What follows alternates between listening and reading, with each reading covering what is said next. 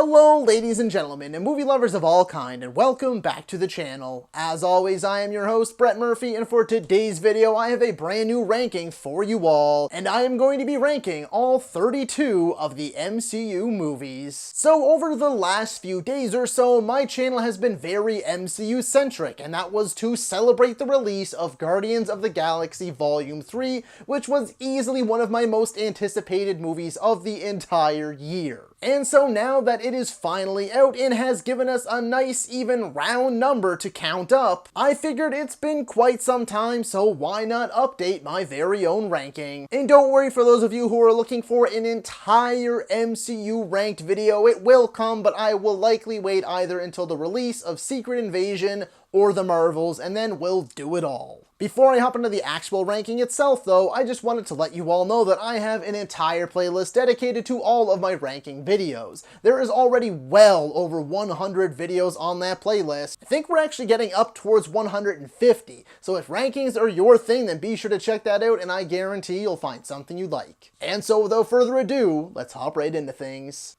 Number 32, Thor: Love and Thunder. I feel like it's the only MCU movie I actually don't like, and that sucks because there are elements that I do like. I loved Natalie Portman back as the almighty Thor. I loved Christian Bale as Gore the God Butcher, and who doesn't love Chris Hemsworth as Thor, even though I think this is maybe my least favorite version of Thor, but he's still an enjoyable on-screen presence. However, that's the end of it. I don't like almost anything else about this movie, and that's a shame because I was really looking forward to it. As a big fan of Thor Ragnarok, I was hyped to see Taika back in the director's chair, and this one let me down oh so much. Number 31, Thor: The Dark World. Long story short, this one is just boring, bland, and dull. Here's the thing though, I don't think it's actually a bad movie. I think it's just boring, bland, and dull. I mean, the Dark Elves, their design is cool, they have pretty cool lore, they just didn't do anything interesting with them. I like Thor and Loki's relationship and how that progresses. I think that it was a good thing to do to off Thor's mother because it did a lot for his character development. I mean, it led right into Endgame flawlessly, so there are elements of this movie that I do enjoy, and there's not really many that I dislike. It's just a boring, drab movie. Number 30, Thor. I actually quite enjoy the first Thor movie, but like The Dark World, I just find it kind of boring. However, it's not dull and drab and dark and dreary like The Dark World. I love Loki and where he goes and how he becomes the villain and stuff, but like the Frost Giants are awful, and the final fight with that like weird Asgardian robot thing, I can't even be bothered to remember its name right now. And there's so much that could have been done with this first movie because Asgard is beautiful. It just feels so rich and just ripe with lore worth exploring, and again, they never do anything with it, and that really sucks. And I think there's an interesting movie there, but instead we get like a basic fish out of water.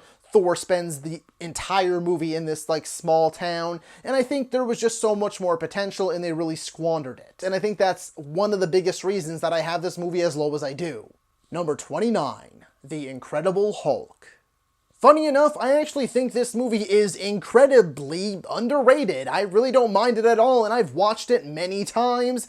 Yes, it's weird to even think that it's a part of the MCU, considering that Edward Norton only played the character this one time, and then we switched to Ruffalo, and for a very long time, we didn't even reference that the events of this movie ever even happened. Long story short, this movie has its moments. I like its focus on Bruce Banner and his journey rather than just straight Hulk stuff, but the thing is, when it does get to the straight Hulk stuff, that's also a blast when he's fighting the military, and I think that it has one of the best just one-on-one final fights in the MCU, and I think it's a lot of fun. Number 28, Captain Marvel. Truth be told, I love Brie Larson, both as an actress and as the perfect casting choice for Captain Marvel, and really, she's like the biggest shining bright light of this movie. Like, I like the Nick Fury stuff, I like the Skrull stuff and how that's gonna lead now, especially that we're getting Secret Invasion and Secret Wars. The villain does absolutely suck, and for the most part, it just kind of feels like another run-of-the-mill MCU movie. Like, it's very formulaic, very generic movie, but again, Brie Larson, Samuel L. Jackson, and then the Skrulls, so it does work its way a little bit up the ladder. Number 27, Black Widow. Unfortunately, Natasha deserved her own solo movie long before this movie. It is the definition of too little, too late, and there was just so much wrong with this movie. Like, they absolutely butchered Taskmaster, in my humble opinion, and Dreykov, or whatever his name was just the most generic villain you could possibly think up. Thankfully, Scarlett Johansson crushes it. She kills it, as she always does, as Natasha Romanoff, aka Black Widow. I loved all that backstory stuff. I love the opening to this movie, the opening credits, and like the cold opening with her being younger. I love Florence Pugh as Yelena Belova, one of my favorite new additions to the MCU. Rachel Weisz is also great in this as well, too, as Melina, and who doesn't love David Harbour? The guy is awesome, and he is awesome in this movie. He is such a joy on screen. You can tell he's having the time of his life.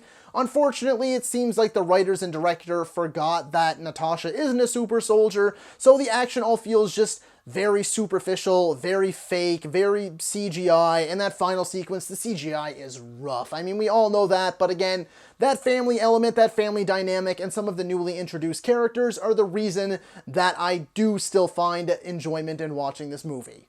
Number 26, Iron Man 2.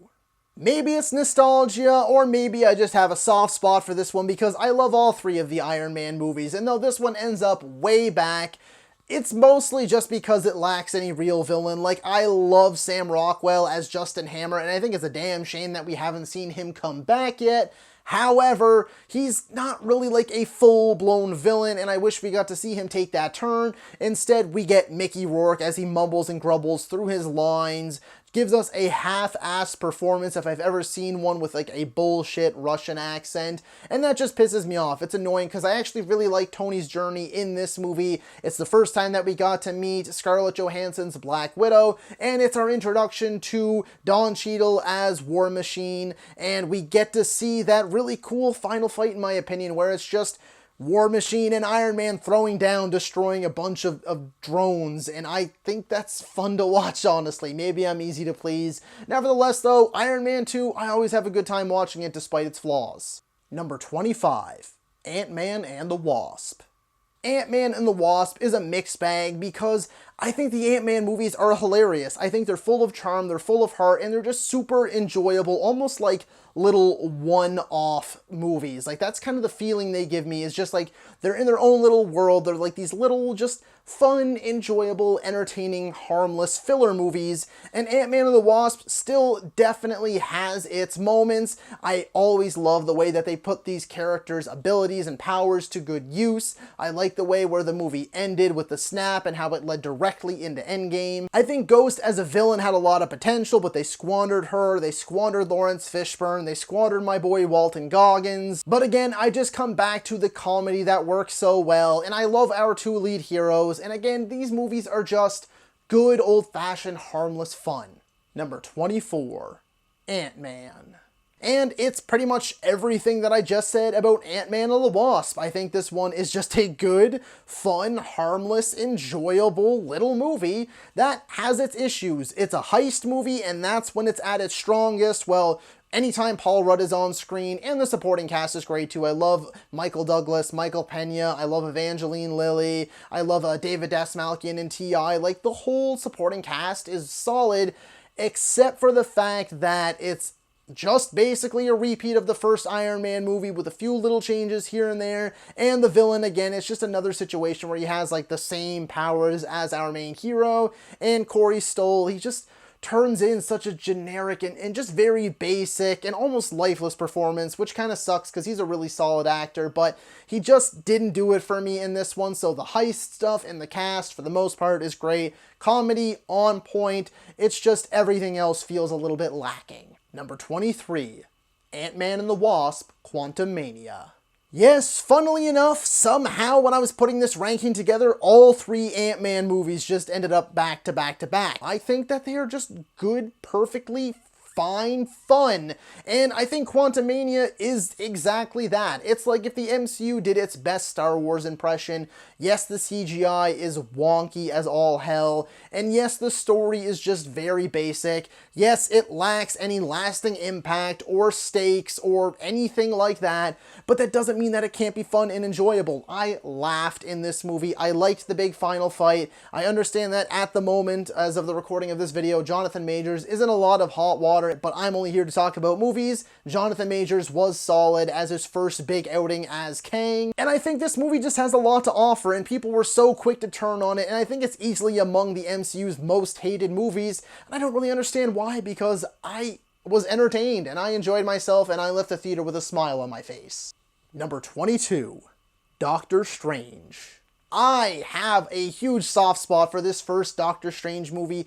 It just feels so odd looking back at it now, because you can tell that it's like a different director that kind of had their vision muddled with a little bit, but there are still some fun elements in there. There's still some horror stuff from director Scott Derrickson. There's still some fun, magical, whimsical, weird stuff going on. I think the visuals are just truly spectacular in this movie. It's just a lot of the plot is, again, it's another one of those just very basic run-of-the-mill origin stories, and they wasted Mads Mikkelsen as a villain in my opinion, and Dormammu even more so. But Benedict Cumberbatch proves almost immediately why he was the perfect casting choice for this character, and I think that this movie does have a lot to offer, and it definitely doesn't lack any charm at all, because this movie is chocked full of it. The jokes land, again, the visuals are great, and there's a lot of fun action sequences, and it was our big introduction to like magic in the MCU, and I think in a lot of ways it really works. Number 21, Spider-Man Homecoming. I think almost everything about this movie works because it's a damn good movie. The only thing that I don't like, and I understand why they did it, is the small scale of the movie. I understand that they wanted to really hone in on the whole friendly neighborhood Spider-Man thing, and I think for a lot of people that worked. It just didn't work for me. Holland is just brilliant, and Michael Keaton arguably even more so. Keaton is superb as the Vulture. I think there's some highly entertaining action sequences in here, as well as some very memorable moments, like the whole "Come On Spider-Man" sequence. I really love that. Shows that the characters got heart, just like Holland himself in his performance. Nevertheless, though, it was a good, solid starting point for the webhead, but it's just me being a little nitpicky. Number 20, Eternals. I think the movie's a little too long, and it really did not have a solid villain. Like, Icarus's turn as the villain is really where the money's at, but they had this, like, Crow character played by Bill friggin' Skarsgård, and he is a phenomenal actor. The dude is awesome, and they wasted him. And they also wasted the Celestials in this movie too, in my humble opinion, but that doesn't take away from the fact that I loved the cast, and I loved the heroes. They all had a ton of variety in their powers. This is easily, I would say, probably the most beautiful, and I mean truly breathtaking MCU movie we have gotten. The visuals in here are just truly captivating. This is a director with vision, and she knows how to execute on that, and this movie just feels like it's very much so its own thing. No, it is not without its flaws, but I do really feel like this movie is insanely overhated, and for no particular reason. It runs a little long, it has its moments, it's, you know, its peaks and valleys where it gets a little slow, and the villains could have been way better, but I think that this movie has so much to offer that so many people are overlooking. Number 19, Guardians of the Galaxy Volume 2.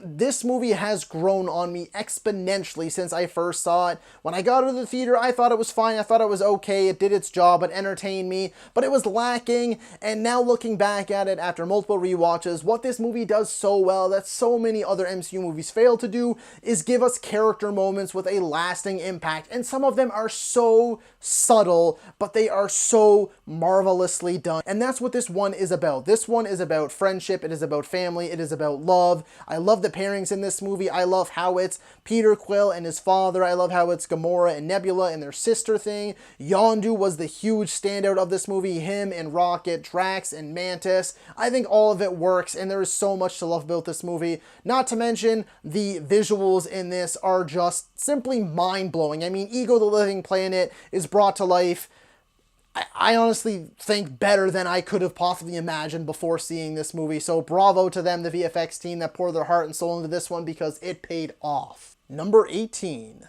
Spider-Man Far From Home. I think it's awesome that they took Spidey out of New York for like the first time ever. I love Jake Gyllenhaal as Mysterio, and I think that there is a ton of good stuff in here, but then there's also stuff that's lacking. Like, I don't like Mysterio's villain origin story in this, and there's no way, even in the MCU, that this tech could ever possibly exist and be convincing. And I think that sometimes the action scenes just go too CGI heavy, and it feels just far too artificial. But for everything that I dislike about this movie or think is just kind of meh, there's things that I enjoy, because there's a lot of really nice character moments too. There's a lot of good laughs in here. So overall, I think that this was an improvement on Homecoming, but it still just didn't quite scratch every spider-like itch that I had. Number 17. Shang-Chi and the Legend of the Ten Rings. I have very few flaws with this movie. I think this movie is gorgeous. It is so good looking with the colors and the cinematography,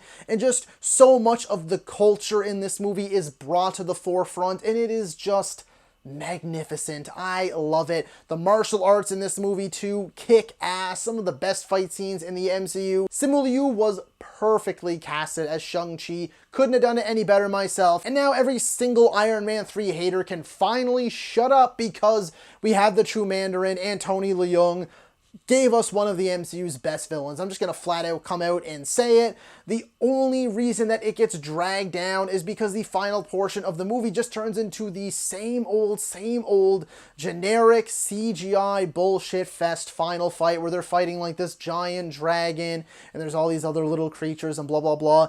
I think that the big finale of the movie should have been Shang-Chi fighting his father, fighting the Mandarin. I think that should have been the big final fight, because that had weight to it, that had emotion to it, and it was so good. And then they just changed gears, and it kind of spoiled it for me. There are some things in here that are a bit meh, but for the most part, between the action, the look of the movie, the casting, and again, a lot of the emotion and everything, I think that this movie is a real winner, and I cannot wait to see more of Shang-Chi. Number 16. Black Panther. Now, this is one of those movies that has just continued to grow on me over time. After numerous rewatches, even before the tragic passing of Chadwick Boseman, the movie was inching its way more and more up my list, and now with the passing of Chadwick Boseman, the movie is just that much more impactful. The man's performance is incredible. Michael B. Jordan as Eric Killmonger is easily one of the top 3 villains in the MCU. The man absolutely crushes it. The story is sound, and all of the elements within the story work extremely well for me. I also love the world of Wakanda and getting to explore that entire culture. It's got some very satisfying action sequences, and my only real gripes with it are that, yes, there are definitely scenes in here where the CGI is not the greatest, and just as like a nitpick myself, I'm just so sour that they wasted my main man Andy Serkis as Ulysses Claw. He was barely in the movie, and he was just such a joy on screen anytime he was present. So it's quite unfortunate that they killed him off rather unceremoniously, and we didn't get more of the character in the MCU, because I think he deserves some more time to shine. Number 15. Doctor Strange and the Multiverse of Madness. This one will most definitely be a controversial pick, especially where I have placed it on this list above so many other fan favorites. But look, Doctor Strange and the Multiverse of Madness hit all of the sweet spots for me. I truly do believe it is the most uniquely directed movie in the entire MCU. Sam Raimi's fingerprints are all over this movie, and he is hands down one of my all-time favorite movie directors. I know people expected the multiverse, myself included, to be much madder than it was, but I honestly prefer what we got. A much more personal, down-to-earth, and deep story about parenthood and love and finding yourself and all these other little things that I loved, where it took all of these characters in the little journeys and arcs that they had within this movie. Wanda's turn to villainy seemed like a no-brainer to me. They were very much so referencing House of M, I believe that's what it's called, and she wasn't the good guy in WandaVision, so it made complete sense to me, and the little bit of multiverse stuff that we did get worked really well for me. I actually really enjoyed seeing John Krasinski as Mr. Fantastic, seeing Patrick Stewart back as Professor X, seeing this new version of Captain Marvel, as well as Peggy back and her having the shield this time around. Overall, though, I just found this movie to be unbelievably entertaining, and it just went by at a superb pace. I understand and I get people's arguments about this movie and why they didn't like it. That's perfectly cool, good for you, but for me, I enjoyed the ever-living hell out of this, and I am praying that Sam Raimi returns to the MCU for a future project. Number 14, Captain America, the First Avenger. For Captain America, the First Avenger, I have always loved this movie. I'm just a big fan of war movies in general, and I think that this one had the perfect balance of like solid World War II action, some fun, campy, kooky comic bookness, but then also some darker stuff and good, decent, dramatic moments like the ending, and I loved Hugo Weaving as Red Skull, and I love how it was like this different division of the Nazis in World War II with Hydra and everything, which also, of course, came back into play later in the MCU with Captain America the Winter Soldier. Yes, it is a bit of a generic origin story, but that's only really when you rewatch it. You have to remember that when this movie came out, this was the missing piece of the puzzle to get us to the first Avengers movie, and I don't think they could have concluded the build-up to the first big Avengers movie and the end of Phase 1 any better than the first Avenger. Number 13, Iron Man 3. I adore Iron Man 3. There are times, not on today's list, but there have most certainly been times where I consider this to be my favorite Iron Man movie. I get people being pissed about the Mandarin twist, at least back then, but I've always enjoyed it. I like that the Mandarin was just a puppet, and the puppet master who was holding the strings this entire time was a villain linked to Iron Man's past. I love the extremis soldiers and those experiments going on. I love that they gave Pepper more of a purpose in this movie rather than just being the love interest.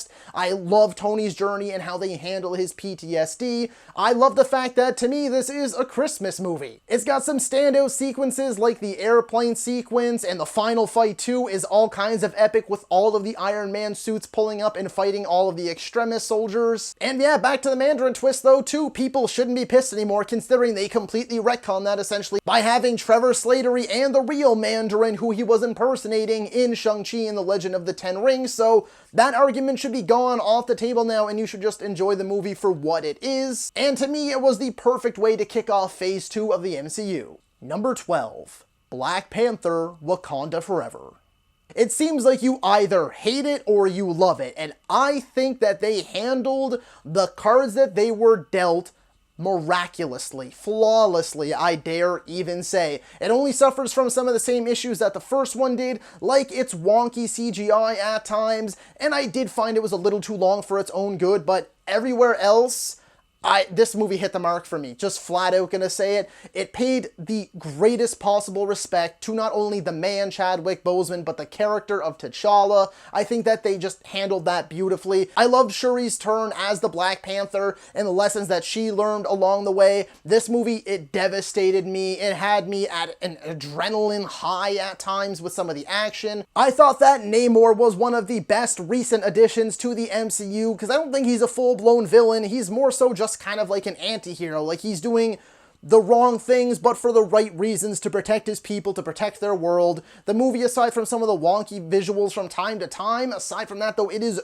gorgeous at times. And it also had a post-credit scene that brought me to tears, and really, I'm on the side that I simply fell head over heels for this movie. I didn't know what to expect, I didn't know how they were going to handle everything, and I think they absolutely nailed it. I think they knocked it out of the park. Ryan Coogler, the man doesn't miss, and the proof is in the pudding here with Wakanda Forever. Number 11, Avengers Age of Ultron. Yep, I bet you were probably waiting around to see when this one would pop up, and you were likely expecting to see it much earlier than you are now. I have always been a massive defender of Avengers Age of Ultron. I believe that this one is basically at the same level of quality as the other three Avengers movies. I never understood anybody's issue with this movie. I just genuinely don't get it. I think it handled everything and balanced everything supremely well. James Spader is one of the best villains in the MCU as Ultron. I totally loved his performance in this, and Ultron was such a menacing and well-spoken villain, even though his plan was sure a little bit stupid. I love the introduction of Quicksilver, even though he was, quickly here and gone again. But then we also got Wanda Maximoff, aka Scarlet Witch. We got more of Clint, aka Hawkeye's backstory. It planted the seeds for the friction between Tony and Cap that led to the events of Civil War. We got another tease for Thanos, and though yes, I do think this is the weakest of the Avengers movies, and I think that this one delivers the same goods that those other three movies do, but at the end of the day, I have really never been able to comprehend why so many people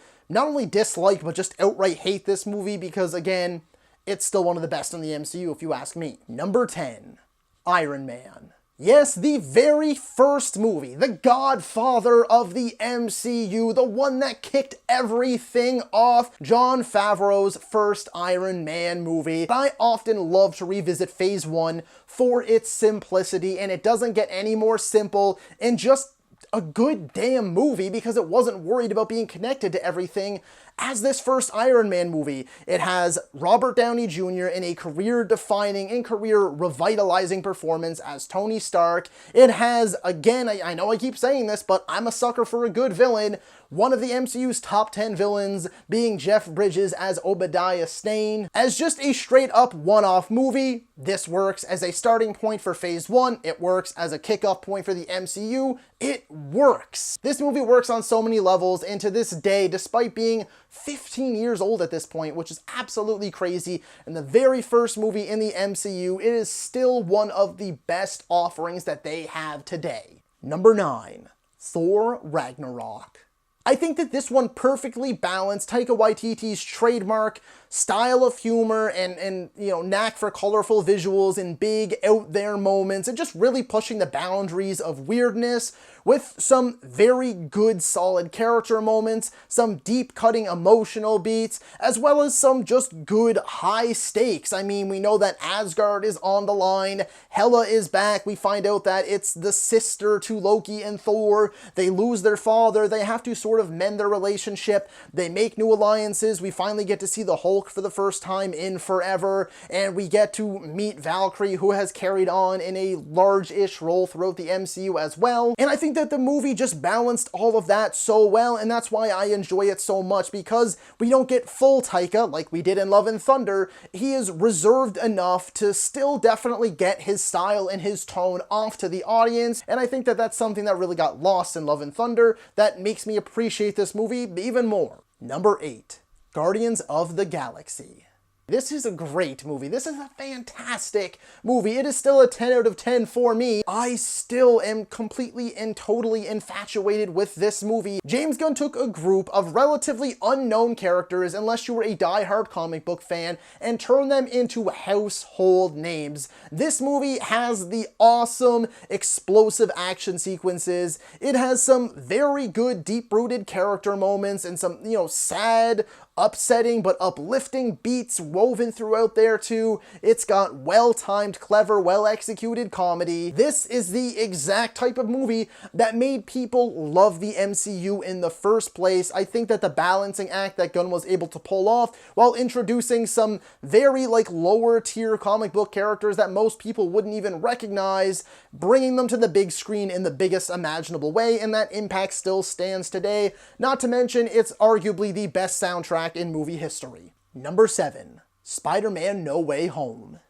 This is a 10 out of 10 movie for me. It was everything I was hoping for and that much more. We knew for a long time, thanks to leaks and rumors and things like that Tobey and Andrew were going to be back, but nothing could prepare me for the feeling that I would get actually seeing them on screen again for the first time in years, and nothing could prepare me for how I would feel seeing the 3 Spider-Men together. It was euphoric. I absolutely love this movie. Yes, some people can make the argument that it's actually a bit sloppy and fan service the movie, but as a fan, I want to be serviced, and that's what this movie gave me. There was so much going on, so many returning villains, the 2 returning Spider-Man, but it was also still a Tom Holland Spider-Man movie through and through, because it really does bring the first act of his arc full circle and to a close, and it somehow made me even more excited for the future of Spider-Man. It's got a gut-wrenching ending, it's got a few other teary-eyed moments, but again, there's very few movies and very few moments that have been able to match the highs that I experienced while watching this movie. I wish I could go back and revisit that opening night time and time again, because it was so cool. Number 6.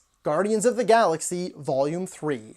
This movie not only met every single bit of expectation and hype that I had, but surpassed it tenfold. This is an emotional, very heartfelt movie. It'll bring you down to your lowest, but it'll raise you back up to your highest. Gunn managed to bring everything to a satisfying, damn perfect conclusion. If I never see any of the Guardians ever again, I will be satisfied where everything ends off here. This movie turned me into a blubbering, bawling mess. I was just sobbing like a baby throughout moments of this movie. It is beautiful, it is touching, it is terrifying, and it delivers some of the same big, awesome action that you're used to from the Guardians, some of the cosmic stuff. Chukwudi Iwiji as the High Evolutionary has become one of my favorite villains in the MCU overnight. The man gives it all in this performance, and you couldn't convince me that this could be done any better than it was. It rounded out, I would argue, the most well-rounded, perfect beginning, middle, and end trilogy in the MCU, arguably one of the best movie trilogies of all time. I am still riding the high of seeing this movie, even though as of the recording of this video, it's almost a week ago at this point. That's how good this movie is. I cannot wait to see it again. James Gunn is a mastermind and gifted us this masterpiece. Number 5. Captain America: The Winter Soldier.